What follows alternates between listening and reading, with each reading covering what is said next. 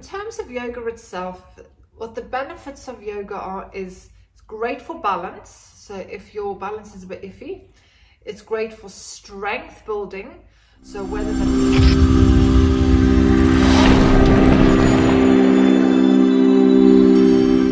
Hi, it's Tanya and welcome to this video this morning. And it's a lovely sunny day here in Devon, albeit a little bit chilly still. So this morning I wanted to have a chat with you about the benefits of yoga. So some people might think Pilates and yoga is the same or they're similar, but actually they are completely different. There are some exercises that appear the same, they look the same, but they are taught in a different way and they focus on different things. So generally what I will do is when people come to our studio, they'll ask me first, oh, which one should I do, because I don't know the difference. So I normally ask a person what their goal is, and then I would decide them. But generally I would get people to do Pilates first because there's a lot less impact on the joints. It helps strengthen the back and all of that. So I'm actually going to talk about the benefits of Pilates in another video, but the reason I like to get people doing Pilates first is to build a strong foundation in the core and make sure the spine is looked after, and then they have the strength to go and do some of the poses that you get in yoga, so they find it easier to transition to yoga. What I will say is just because of the kind of clients that we have at the studio here, so our clients are generally maybe 50s and over. A lot of our clients have arthritis, they have bone conditions, fibromyalgia, osteoarthritis, rheumatoid arthritis, knee replacements, hip replacements, and that kind of stuff. So I kind of think as we get older, Pilates is far more beneficial for people because there's no downward dogs, you haven't got that pressure on the wrists. And I just think it is a lot more accessible for people like that. They can do a lot more in a Pilates class than they can do in a yoga class. But saying that, yoga has a lot of things that Pilates doesn't have, like a lot more balance. I mean, you can do balance in a Pilates class using different equipment and stuff, but there's a lot more balance in terms of tree poses and warriors and all that kind of thing.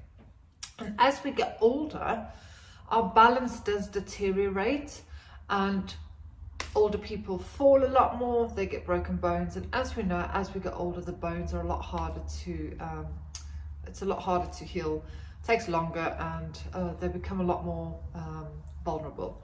So in terms of yoga itself, what the benefits of yoga are is it's great for balance. So if your balance is a bit iffy, it's great for strength building, so whether that's upper body strength, lower body strength. It's great for mobility within the body. It's great for learning new breathing techniques, which can help you to feel calmer, feel more relaxed, reduce anxiety, help the nervous system to cool down. So there's a lot of different breathing techniques in yoga which are not in Pilates. So I absolutely love Pilates and I love yoga. But I do kind of think that as we get older, in my opinion, I feel Pilates is far more beneficial because it's a lot more spine focused. And as we get older, especially women, because of osteoporosis, tend to become a lot more rounded in the back, and so do men, because it depends what kind of jobs they've had for years and years and years. So it could be sat at a desk or driving long hours. So it's just that I think Pilates, it's a lot more achievable for older people and there's a lot more benefit for them. But like I said, I still have classes full of yoga, yoga classes full of older people, just that generally they've started with Pilates first. But yeah, I think it is what Pilates doesn't offer, yoga offers, and what yoga doesn't offer, Pilates offers. And because I honestly believe in the principles of Pilates so much, I tend to teach my yoga classes with those principles to try and make sure that people are safe with spines and all that kind of stuff. So, you know, yoga is fantastic for looking inside. It's good for giving yourself space. It's great for really discovering more about yourself. Especially like there's with the different kinds of yoga. So the vinyasa is a very fast flowing yoga, probably not something I would recommend for a complete beginner, unless you are super fit, super mobile. Hatha tends to be a bit slower, still quite, can still be quite challenging. It doesn't mean it's easier just because it's slower, but there's a lot more control with the movement.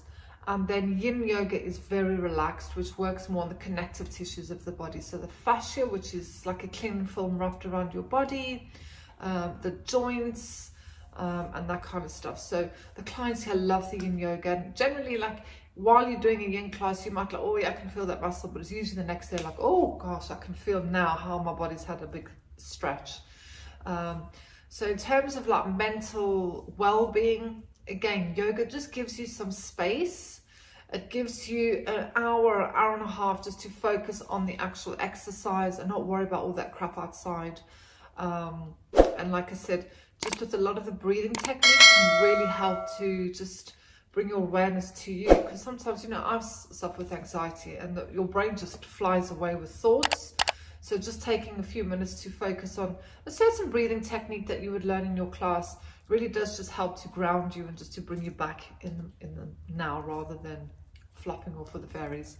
So that is my take on the yoga. Here at the studio, I tend to teach hatha and yin. I like to make the classes accessible to as many people as I can in terms of physical ailments.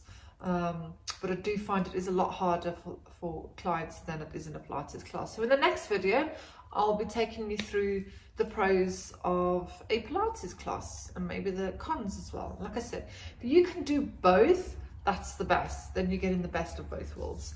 But I'll see you in the next video. Take care. Bye.